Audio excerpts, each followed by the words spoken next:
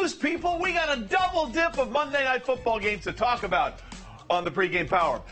The bad news is one of them does include the winless Titans, but the other one is really good. It's the Lions and the Seahawks, and we'll tell you why the total may not be low enough for the Titans and the Dolphins, and it may not be high enough for the Seahawks and the Lions.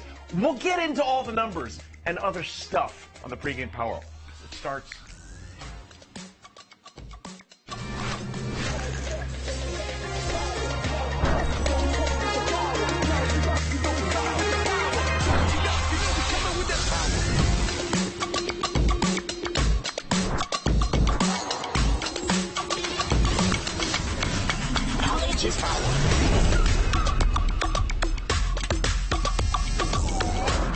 And with that, we welcome you into another edition of Pregame PowerUp, presented by Campbell's Chunky. It's soup that eats like a meal. Trey Wingo here with Claudia Bellafato. Emerson Lazio will join us. Marshall Newhouse will join us. Jason McCourty will also join us.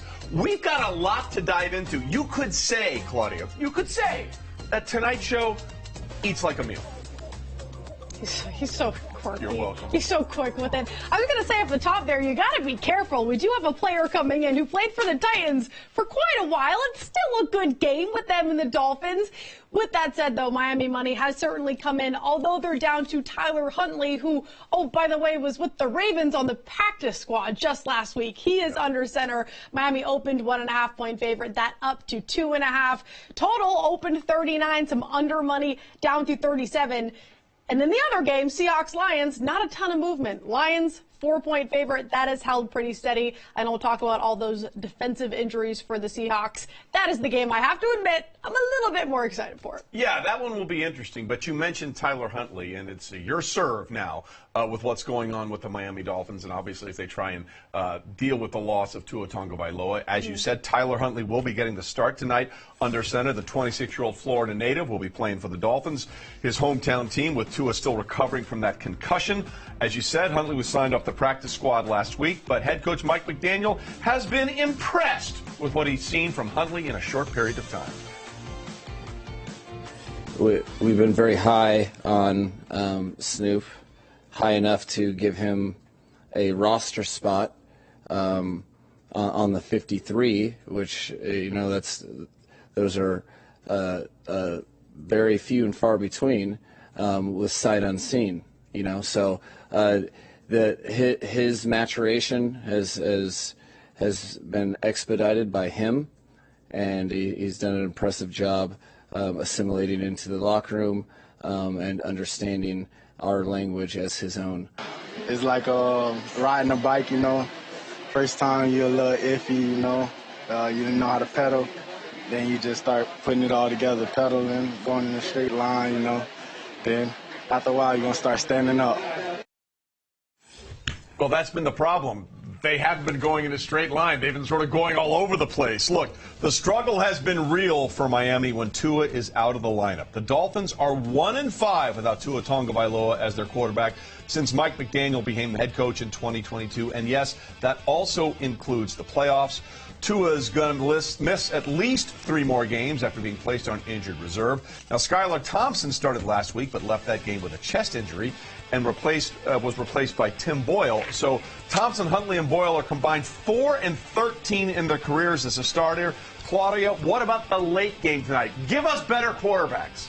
Yeah, we certainly have better quarterbacks, or at least we can say the starting quarterbacks will be in this game. And for the Lions, that has been a very good and profitable thing with Jared Goff under center. He is a cover machine, people. Most profitable quarterback against the spread over the past 9 seasons. Look at this number: 73, 53-2, 19-11 ATS at home at night, and 13-4 ATS with extra rest. So all of these trends, all of these statistics, ATS, very good for the Lions. The Seahawks are going to try and put those trends to the test tonight. They're up to a 3-0 start for the first time since 2020, and they've won the last 3 games of this matchup. Another common trend, points. Each of the last 3 Seahawks-Lions matchups have featured 65 points or more. And in the end, Seattle has been on top more often than not. 13-5 all-time against Detroit. Lions head coach Dan Campbell, he's sick of losing to this team. I would be lying, though, if I told you that I don't know we've lost them 3 years in a row. I do know that. And so, you get tired of that. You get tired of that after one loss, so much less three. But no, I don't look at that. That gets in our head, or that's that's just, you take each game as it comes. It's a new game, new year, and you gotta play good, clean football. You gotta play team football, all three phases, and do whatever it takes to win. Good news for both sides. Two key players will be back in action tonight. Seahawks will get Kenneth Walker back for the first time since week 1. He's missed the last 2 games with an oblique. And Detroit tight end Sam Laporta avoided an injury scare after spraining his ankle in the Lions' week 3 win over Arizona. He was limited participant at Friday's practice, but Dan Campbell said the Lions' leading receiver from last season is good to go.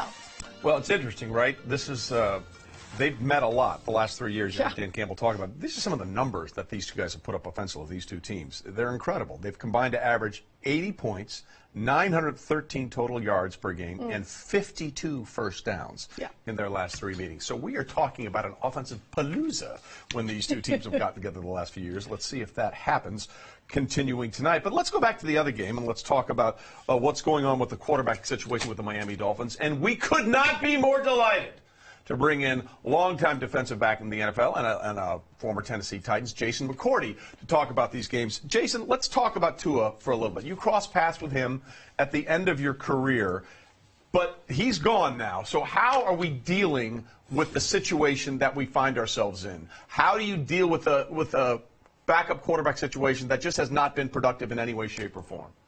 I mean, it starts in the offseason. You got to go get you a daggone backup to make sure you have an option when your starting quarterback goes down. Yes, and they don't have that. So watching that game last week with Skylar Thompson, as hard of a worker and as much as he's done to earn his spot with the Miami Dolphins, it was not pretty in that game against the Seattle Seahawks. They only scored 3 points, and the offense looked like a shell of itself. Look at Waddle and Tyreek Hill and those guys. Doesn't matter how fast they are, how much they can get open. When you don't have a quarterback that can get the ball to them, it's all the more worse. And then Teron Armstead, their offensive tackle, the left side, the blind side, him not being out there, the Miami offense is not looking pretty right now, which you would expect without Tua. And I think on top of that, just as much criticism as Tua gets, when he's not out there and you look at that offense, you can say Mike McDaniel's the only reason he's good and all the other nonsense. He makes that offense going without him is not the same.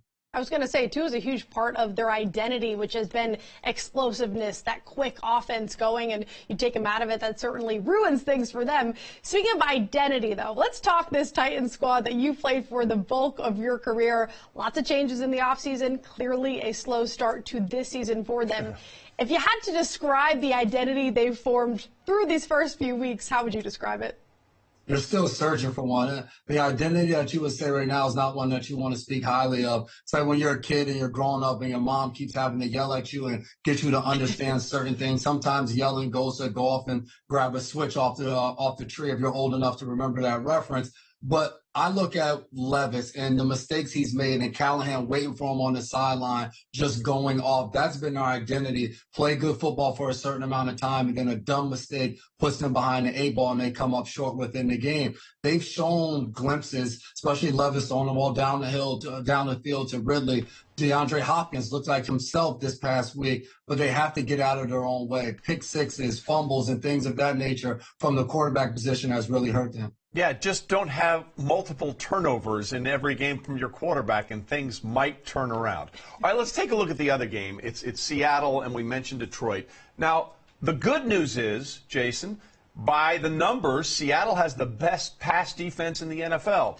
But how much of that is how they're playing, and how much of that is these are the quarterbacks they have faced? And let me just roll off this non-Hall of Fame list I'm talking about.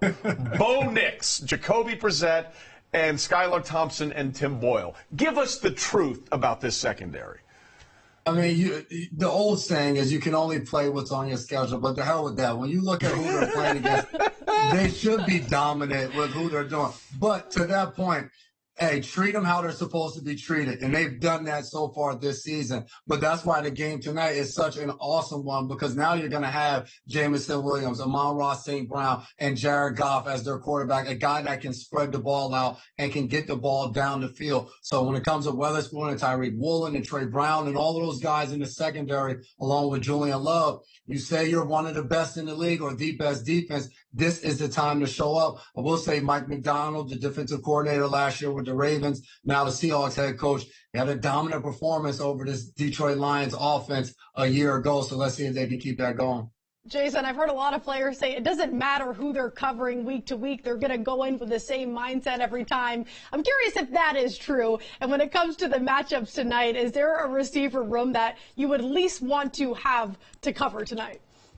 Oh, yeah, I don't want to match up. I don't want to go against DK Metcalf. Yeah. When I was in New England, we played against Seattle. Lucky for me, Stephon Gilmore was on the other side. So he guarded the best receiver, and I got a chance to extend my career on the back end going against the other wide receivers. Anybody that tells you it doesn't matter who you're going against, they're absolutely lying. I spent years in Tennessee matched up with the best wide receivers. You got to be on your game every single snap because that guy is getting 15 to 20 targets a game. Geno Smith has been really good. And when you have good receivers and a quarterback that can spread the ball out with an OC and Grubb that knows how to get the ball to those guys in their right spots, it makes it a challenge. So I would say Seattle would be the secondary the receiver room that I would fear the most. Yeah, go look at that college picture of DK Metcalf and A.J. Brown at Ole Miss with their shirts. I was like, dude, are you guys linebackers or are you guys wide receivers? It was Trey, that's what you look like too. Yeah, well, don't give him that. Listen, I didn't want to say anything because I had to cover it with the jacket and the shirt. But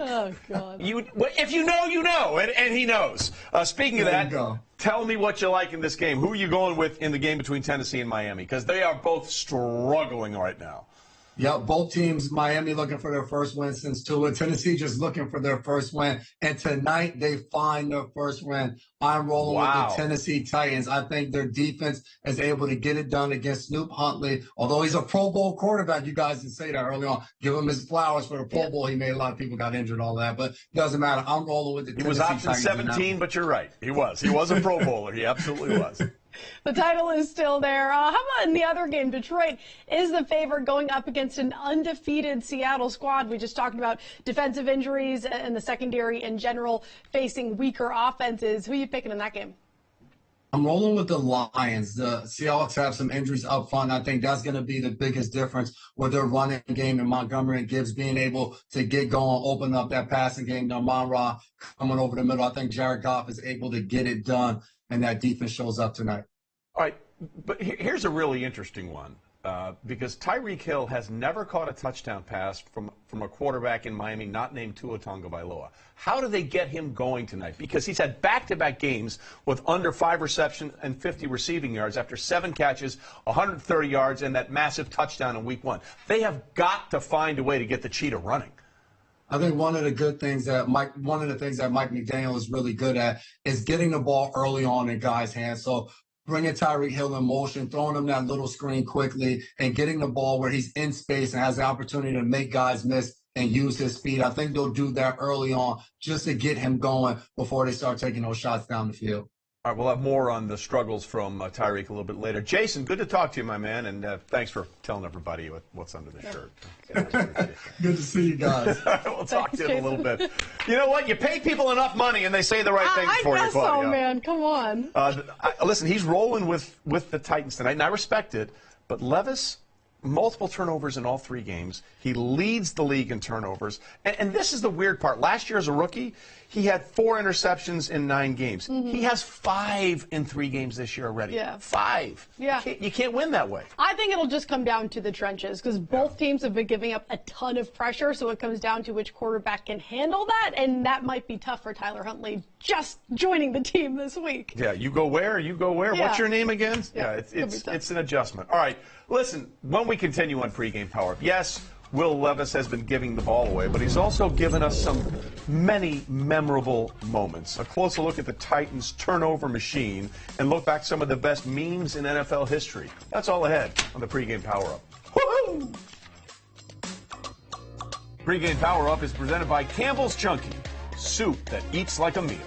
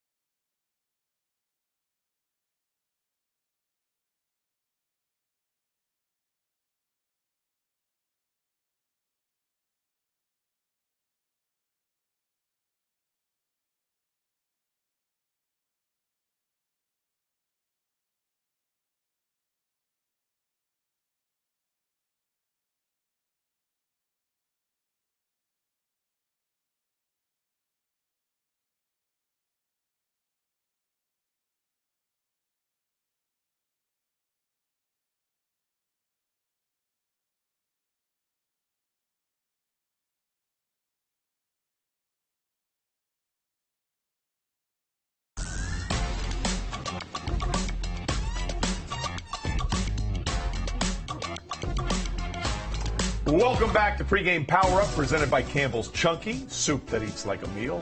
Hey, this will not shock you, but Tyreek Hill's numbers have dropped off dramatically without Tua Tagovailoa.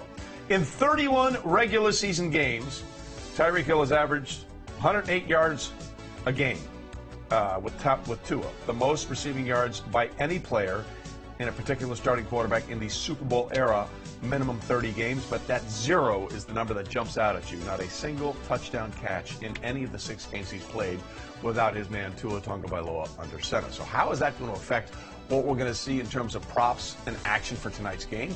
For more on that, let's go to the DraftKings trading board in Las Vegas, and we welcome in VSiN Stormy Bonatoni. Stormy, what are you learning, and what are we seeing about where the money is coming in on these prop bets because of the struggles we've seen with the quarterback play in Miami?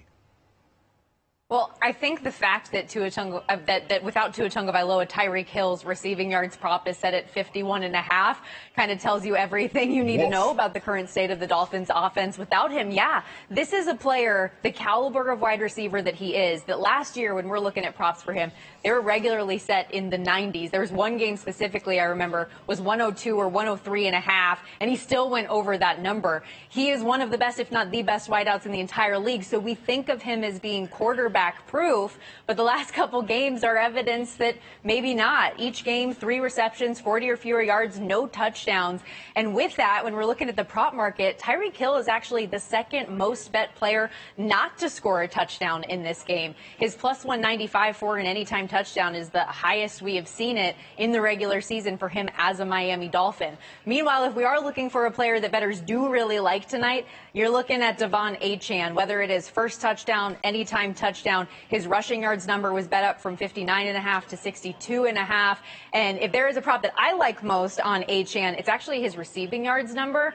24.5, I think it's 25.5 now. Like it either way. You think about this quarterback in Tyler Huntley, who's brand new to the system. If you're looking for a security blanket, somebody to dump it off to in a quick game situation, I think that Achane's your guy. Yeah, it is remarkable to see where this Miami offense has just vanished. After a year ago, they were the number 1 offense. They put up 70 in that game against the Denver Broncos. And then you look at the total for tonight.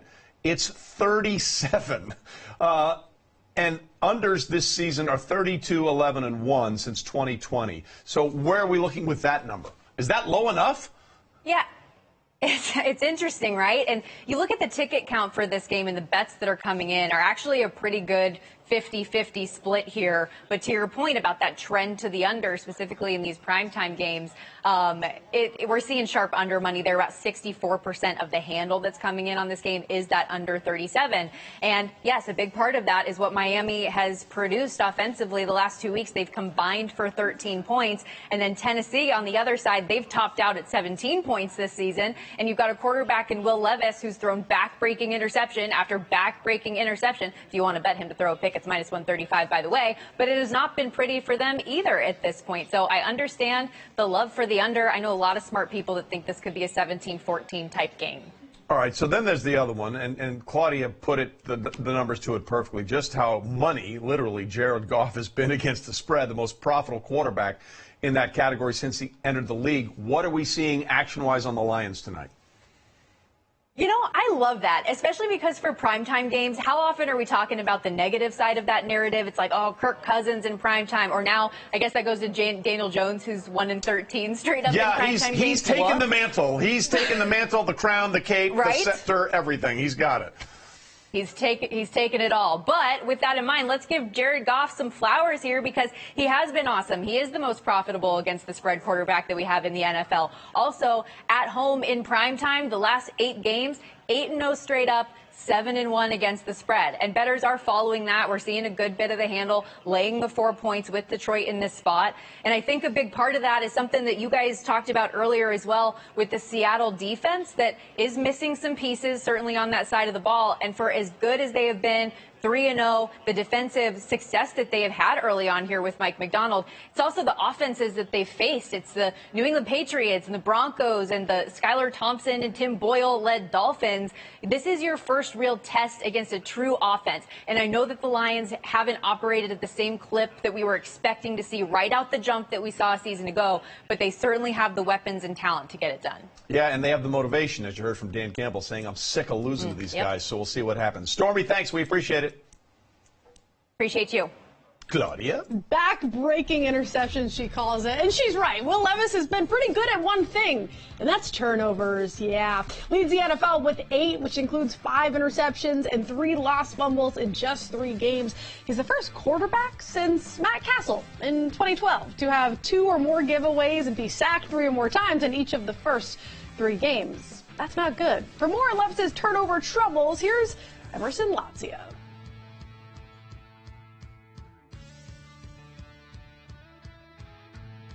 You know, the word generational is thrown around way too much these days, but we are truly witnessing a once-in-a-lifetime run here by Will Levis. 3 for 3 in memeable moments this season. Week 1, the uh-oh. Week 2, the despair Jordan. Or week 3, the Packer pancake. Pancakes. So that got us thinking, what are some of the other legendary memes the NFL has given us over the years? Welcome to a new segment we are calling Memories. October 18th, 2015. The day the Indianapolis Colts tried to run the worst trick play in NFL history. A day that will live in infamy.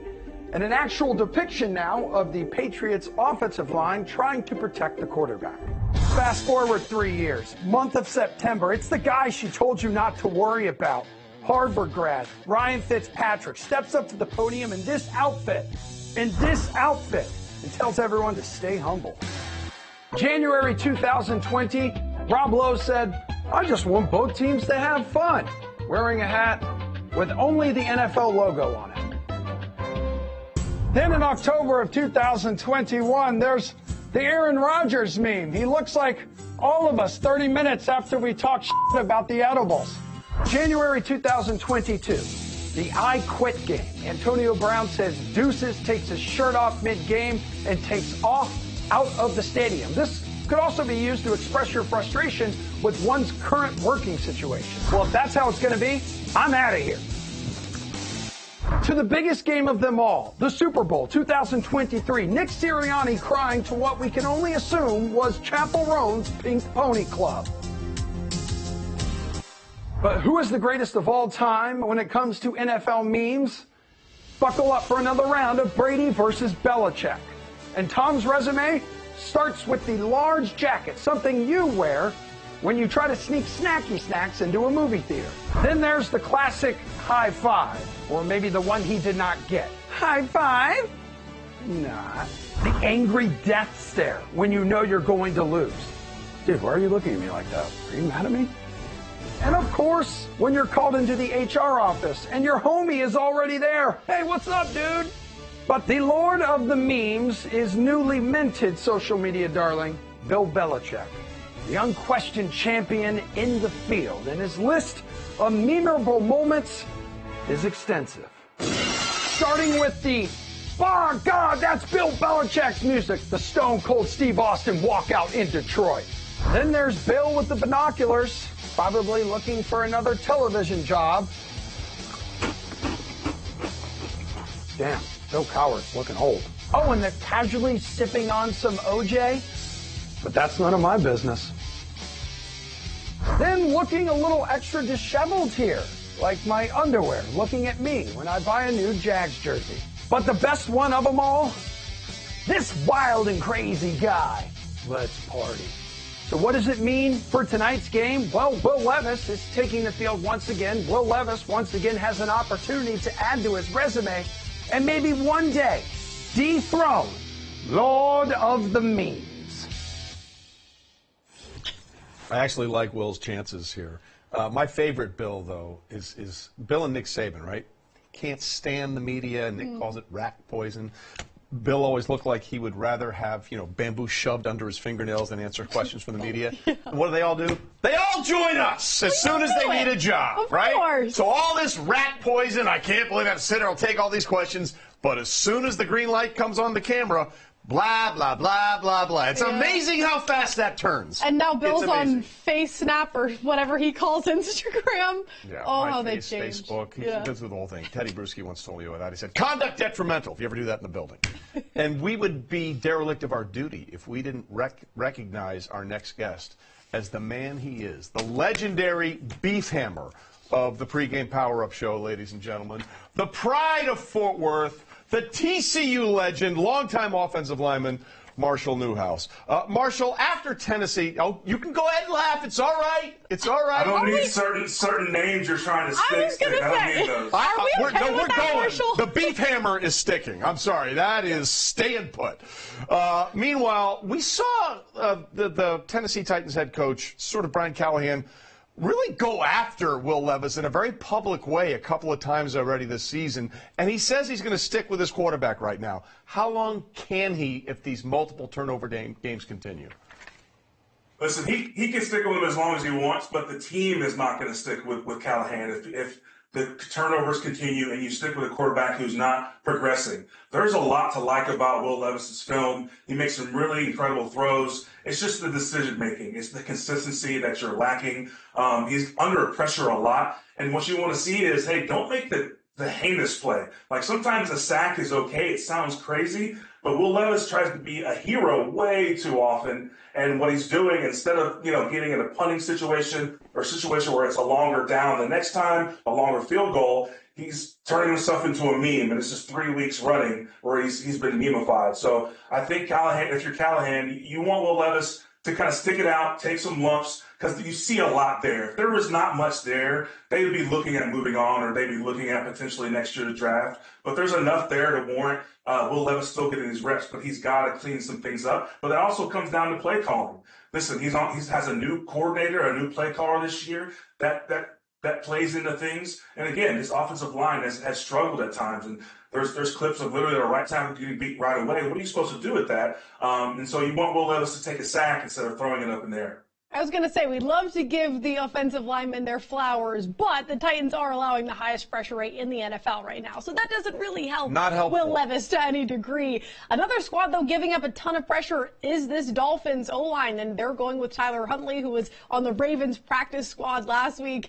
How much pressure does that put on an offensive lineman, knowing, hey, we really got to protect this guy because we're down to, I guess, the four-string quarterback now in Miami? Yeah, I don't know if the pressure's gone just because so much crap has happened already. But yeah, the guys who were playing, with Teron, in place of Teron Armstead and, veterans like that, there was a lot of pressure just to get themselves back on like the winning track. I think more so than anything else. This is a team that's reeling right now.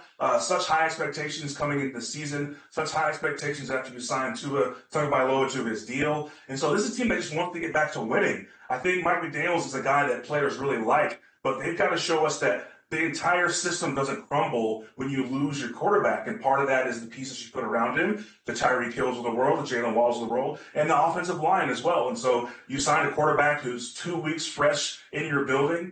He's trying to assimilate. He's trying to learn the playbook. We've already seen, he's going to have a wristband tonight. I think the playbook's going to be a little simplified. But he's a guy who's shown he can do this already. And so it won't be, what it'll look like in the past with Tua, but I want Mike McDaniels to earn this genius moniker that we bestowed upon him by making Tyler look like a quarterback that we know can do some things. Well, listen, points are going to be at a premium tonight, so who do you like in this game between Tennessee and Miami? I like Miami at home. All right, Marshall, thanks. We'll check back with you a little bit later on. A very interesting conversation we're going to have, like this one wasn't. The Lions have been getting it done with the run game, but DK Metcalf and the Seahawks have been taking the top off of defenses on their way to a 3-0 start. We'll take a look at where the points are coming in on Game 2 of our Monday night doubleheader. That's next on the Pregame PowerUp. Pregame PowerUp is presented by Campbell's Chunky, soup that eats like a meal.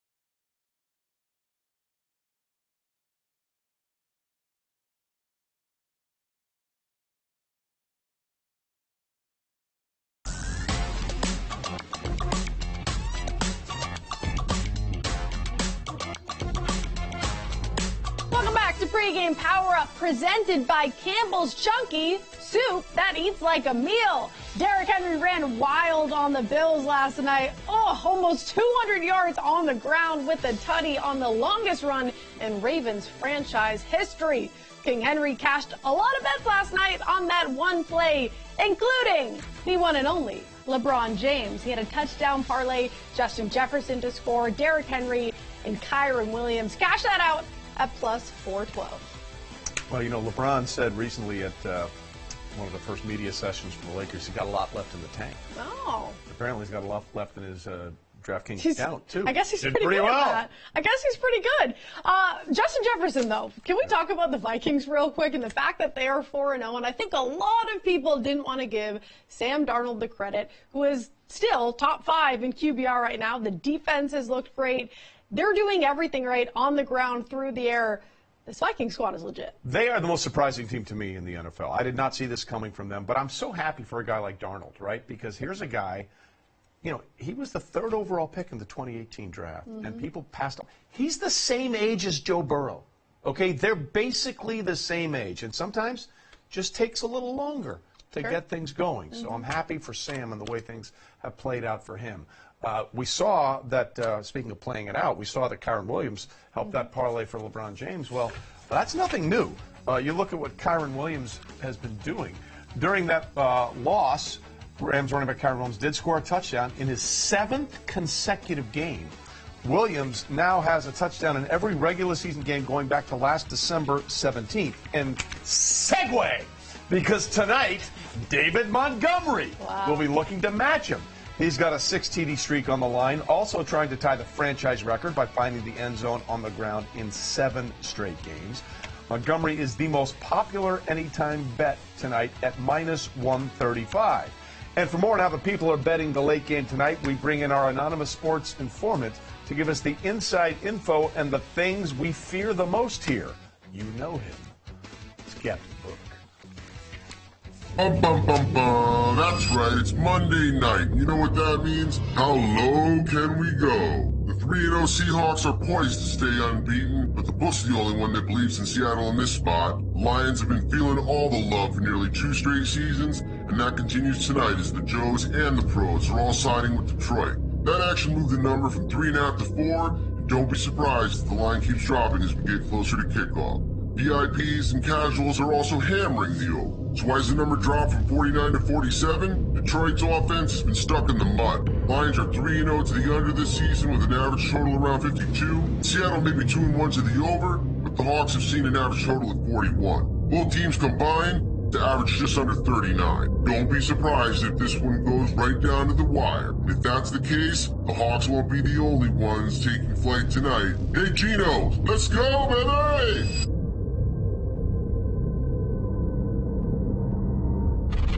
He is buying all the way in. By the way, bettors like the over tonight, so let's take a look at some numbers that support that. DK Metcalf, of course, you know him as DeKalin Zacharias Metcalf. Oh, yeah. Another name to watch, as the Seattle receiver has feasted in this matchup with Detroit. Across 3 games, he has 19 catches for 287 yards and 3 touchdowns. Metcalf is coming off back-to-back games with 100 or more receiving yards and a touchdown. He's never in his career had 3 straight, so he has a chance to do that tonight. And what a matchup to make it happen, because when these two teams get together, they put up the points, as we've said. They've combined for 241 points across their last 3 games, the 4th most in a 3-game span between opponents all time. The Seahawks themselves have scored at least 37 points in these 3 games, the longest such streak by a Seahawk team versus a single opponent in team history. The question is, will that continue tonight, and will we continue to see those kind of numbers continue for both of these squads? For more on this, let's go back to, I'm just going to say Marshall now because you got mad at me. Good. Keep it respectful. Fine. I'm just like, listen, I think when you have a nickname, that means that we bonded, but whatever. Marshall, let's talk about this for a second. The Seahawks rolled out 3 starting defensive linemen tonight, ruled out, rather, 3 starting defensive linemen. How can we see the Lions take advantage of that? Well, first of all, now that my sound is a little better, we're going to have to workshop some of these nicknames. You can't just come in here from left field. We'll talk about it on a golf course. No, sir. Hammer. No, sir. Absolutely. No, sir. But speaking of beef, I would expect a great night from Tennesse and company. Listen, yeah, it seems obvious that when the defensive line is structured the way that Seattle's is, and a lot of injuries along that line, you're going to really hammer the run. But I think Ben Johnson's a little bit more gamier than that. He's going to have a lot of varied runs. And also, with the team that's going to overreact to that, he's going to have some play-action passes. I think you're going to see Jared Goff take some shots with Jameson Williams and Amon-Ra St. Brown. But ultimately, this game will be won by David Montgomery, Jahmyr Gibbs, and this offensive line. I think that's what gives the Lions such an edge, not only their ability to run the ball, throw the ball, but in the trenches. You talked about Sewell and the O-line. How about that guy, Maiden Hutchinson, too, leading the league in sacks, top 10 in pressures overall with 15 this season. How do you go against this guy? How do you block him? How do you game plan for a player like Aiden Hutchinson? Well, listen, he's taken such a step forward from year 1 to year 2. He's leading the league in pressures. And what he's doing is he's finishing his rushes a lot better than he was last year. Last year, he was trying moves. You could see him workshopping things, but things weren't finishing as well. But it takes a little bit extra effort going. Your alarm clock has to be a little bit longer than the offensive lineman. And then his moves, he's got a great spin move. He's really tough on the edge. And against backup tackle Stone Forsythe tonight, I expect him to have a lot of help out there. But I think Aiden Hutchinson is going to get home. He's been their lone guy who's really consistently caused pressure on the quarterback. And if he doesn't get home, this Lions defense starts to look a little bit shakier on the back end. Listen, see this is a text stream with Marshall, Claudia, and I from last week after last week's show, and you really can't see it, but he sent a GIF of putting beef on the slab. You right? You did make it. You made it sound who you like are. you Once you show me who you are, that's how this works. I'm just telling you that. So I didn't ask for that. You sent it to me. So let's talk a little bit about Seattle's Geno Smith, won the Comeback Player of the Year award a couple of years ago. He's been really money this year. Passer rating of 137.5 with 347 passing yards and 3 touchdowns on throws of 10 or more air yards. What's been the key to this long strike success for the Seahawks offense? Yeah, it's been fun as another one of those quote-unquote reclamation projects. He's been thriving under offensive coordinator Ben Grubb. I think they have a layered attack. So Geno Smith, whose arm talent can get him all over the field, has a deep threat in DK Metcalf, which, can go deep on anyone anytime. But then he's got underneath more possession route guys in the Tyler Lockett's of the world, the Jackson Smith and Jigbas, and then the underneath guys to Charbonnet and Kenneth Walker and George Fant. So he's got a lot of options on multiple levels. So their route combinations can be very varied. They double move. The deep touchdown DK last week was a read by DK, but it was a double move. And so he's got so many options out there on the field. And again, with the protection, his arm can get anywhere on the field. You mentioned Charbonnet, who stepped up huge in Kenneth Walker's absence, but of course, Walker is back. And I want to talk about this matchup because we said Seattle, technically, they are ranked #1 in pass defense, but they haven't really faced anybody. Detroit, though, is ranked top 5 against run by DVOA. They're allowing almost 60% less production to running backs than average. And that was against Kyren Williams. He averaged under 3 yards a carry. James Conner, just 17 yards on 9 carries, and just 40 combined for Bucky Irving and Rashad White. So how do you see that matchup coming in? Of course, Kenneth Walker coming back from injury, but facing what I think is a legitimate defense. Yeah, especially in Detroit at Ford Field, this defense really swarms. They are better as a unit, especially when it comes to defending against the run. And I think they play really, really well together. They vice tackle, which means 2 guys really cutting the angles and gang tackling as often as possible. 2 are always better than 1. And so you can see the attitude that comes from Coach Dan Campbell, that these guys really making an emphasis to make sure these running attacks don't get started. And if you're Seattle, you really want to open up this offense by having a run threat, because ultimately, yes, a team that passes a lot can be explosive, but when you don't have a balanced run attack to even threaten in between the tackles in a game like tonight, you're in for a long night. And so I expect Detroit to make a concerted effort at home. You hope the fans and the crowd get behind them, but it'll be an interesting matchup. I think Charbonnet and Kenneth Walker, being kind of a 2-headed monster, has a lot of energy to bring to this Detroit defense. All right, Marshall, I want to take you away from the games tonight to talk about something that I thought you really hit the nail on the head with, in something I saw from your Twitter account. And you played with Aaron Rodgers. a little bit. And, the Jets had a ton of penalties yesterday. I think 13, 4 or 5 false starts. And after the game, Robert Saleh, the head coach, basically said, yeah, maybe we need to dial back on the hard count. And then Aaron was asked about that. And I think what he said was accurate when he said, well, instead of dialing back on something that's been a weapon that I've used to get a bunch of free plays and throw touchdowns, maybe we hold people accountable. And your response to that was amazing. You had to learn how to deal with that hard count, even though you knew it was coming.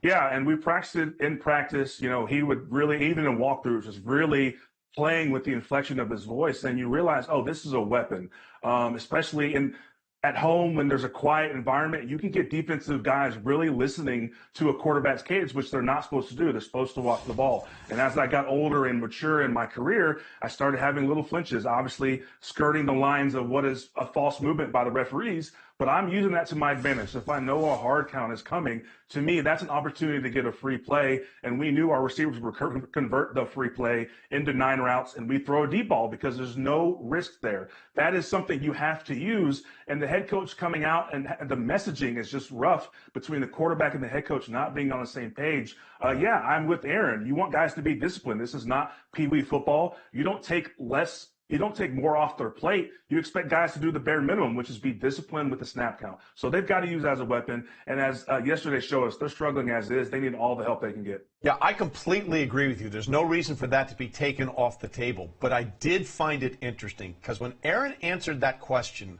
Marshall, the way he answered that question, he wasn't just talking to the reporters in the room.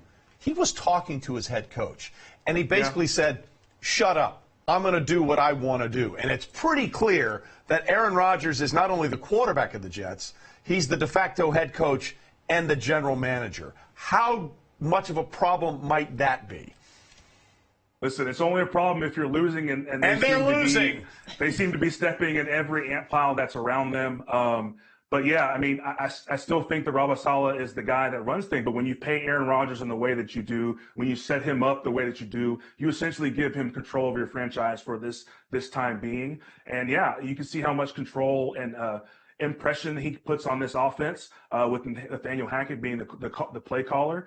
But, yeah, when things don't go well, who is going to right the ship? Because if the quarterback doesn't like the way things are going, and we're reading Aaron Rodgers' body language right now, it's very obvious that these guys are not on the same page, and that permeates throughout the entire locker room. And that's hard to sustain winning football. We've come to expect, the low standards from the Jets. There's a very low floor there, but you would think Aaron Rodgers and Robert Saleh could figure some way out to be on the same page, because ultimately a lot's riding on this season. No doubt about it. The Jets made this trade with the idea of going to a Super Bowl, someplace they haven't been since Super Bowl III. Marshall, as always, we appreciate the time. I know you're going to get a burger at Kincaid's off Camp Bowie. We appreciate it. Thanks, guys. Thank you, Marshall. And I will say this has been a problem not only after this past game. When Aaron Rodgers scheduled a trip to Egypt for the Jets' mandatory minicamp, that's him also sending a message. Mm-hmm. You guys do whatever you want. I'm going to do whatever I want. And Saleh's response at that time was like, well, we know why he's not here, but it's also not excused. What a word salad that was. Or how about on one of the touchdown drives, Saleh's all excited, and Rodgers goes over to him like, act like you've been here before. Yeah, it basically said two-score lead. Two-score lead. Yeah. It's not good. It's not pretty. And they got to play the Vikings in London this Sunday. Mm-hmm. If that turns bad, it could get ugly pretty quickly. Look what they just did this past weekend, and the rain has nothing to do with the people. There's no excuses for that, okay? No, they lost to a quarterback that threw 60 yards and had -7 yards at the half. All right, the NFL season has been for the dogs, and no one knows that better than Emerson Latzia on a recent visit to Tennessee. Trust me, it'll all make sense in a way that Emerson can only make it make sense. Action Cats! Let's see, what do we got? Anytime, Toddy? We got a good parlay last week. Another parlay, okay. All right. Let's see. Oh, on a mission. Well, the dogs again? The cat loving the dogs? All right, he's going to Seattle. All right, that's a nice payout right there. Well, Tennessee would love that. Next gen cat. Pregame PowerUp is presented by Campbell's Chunky, soup that eats like a meal.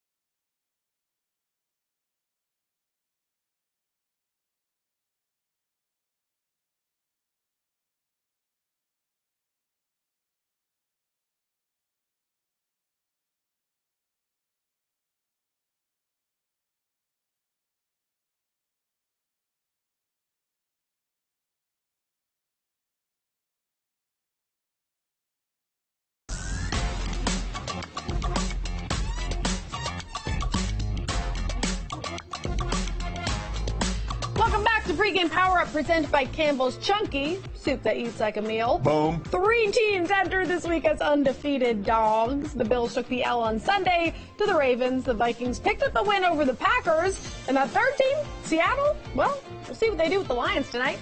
Speaking of dogs, Everson Latzia got to take in another puppy performance. How is he getting paid for these things? Last week when he emceed the Dachshund Dash presented by DraftKings at Nissan Stadium in Tennessee. Behind me is the field of dreams for our four-legged friends today. At this moment in time, we are T-minus 2 hours from the biggest race in dogkind history. The moon is 10th. I have 12 of the cutest athletes on the planet. They will all be taking part in a halftime Dachshund Dash. And remember, the grass is greener under the wiener. So many athletes in that one room. Hello, hello, hello. I feel like I've died and gone to heaven. Crush this, baby. This is the most important day in the lives of all 12 of these short-legged athletes. We need the pups at the starting line. Ready to rock. Ready to rumble. Biggest day of your lives. On your mark, get set, go!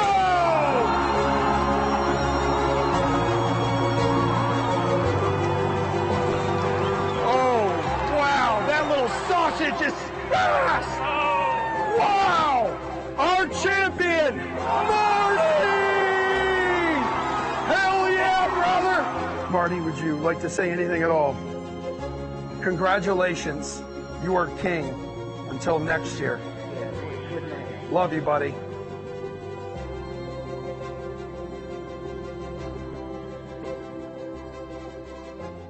See, living proof that somebody is happy at a Tennessee Titans game. I was going to say, I feel like there's more fans there than I've ever seen at a Titans Everybody game. else, not so much. No. Speaking of dogs, yeah. We have 3 unbeaten teams left in the NFL. After you said a couple of these teams went down, including the Buffalo Bills, hard Sunday night to the Ravens. God. By the way, everyone was worrying about Derrick Henry the first 2 weeks of the season. He's fine. He was going to be okay. It's all good. They just decided to wait to release the hounds, if you were. And that's the way the Ravens play.